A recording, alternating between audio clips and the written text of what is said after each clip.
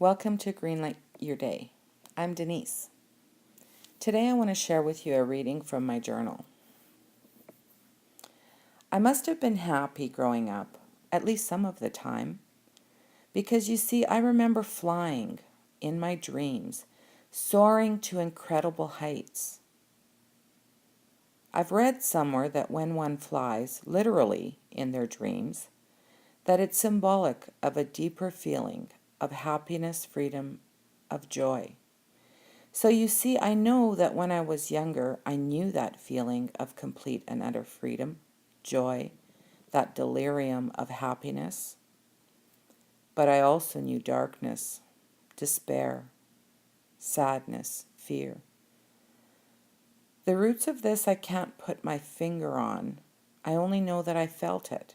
I mean, I really deeply, in a palpable and visceral way, felt it. And when those times came, I dreamt it also. Dark, dank dreams filled with night terrors, sometimes teasing their way into those first waking moments before we are fully aware. Ironically, whether soaring high in happy joy or swimming, clawing my way back from that night terror to the surface of wakefulness, I fought to stay asleep. Can remember consciously keeping my eyes closed, trying to will my consciousness back into dreamland, but for very different reasons. In the case of the first, because I didn't want that ecstatic state I was flying in to end. In the latter, because while I dreamt, on some level I knew it was a dream and only a dream. But what if I woke and the darkness and terror remained? That fear kept me wanting to remain in that night terror, that dream, to ensure that it wasn't a reality.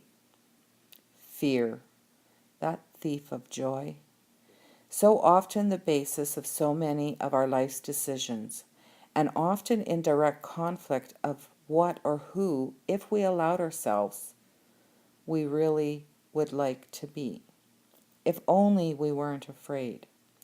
How many never reach for that relationship, fearing the possibility of hurt, fearing the risk taken with vulnerability, while others stay in relationships that are far less than they want or deserve, that we all deserve, for fear it's the best they can do, or fear of being alone, even if the present isn't all that great. I lived a lot of my life in fear. Fear of what others might think of me, and then fear that they wouldn't think of me at all.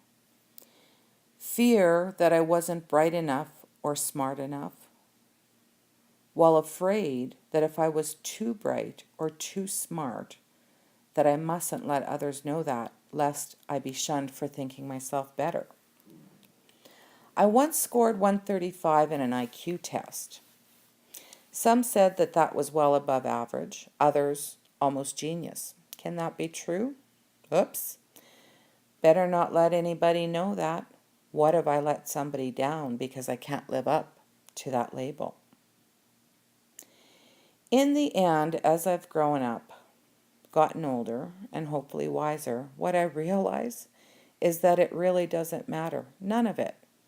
What matters is here and now, being me, good and bad, but doing the best I know how to do right now in this moment.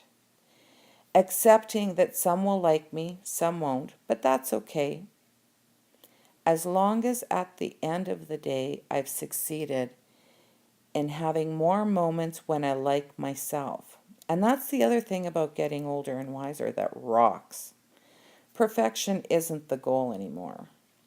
Looking back at the end of the day, just having more moments of that day when I can say, yeah, I liked myself there, is more than enough.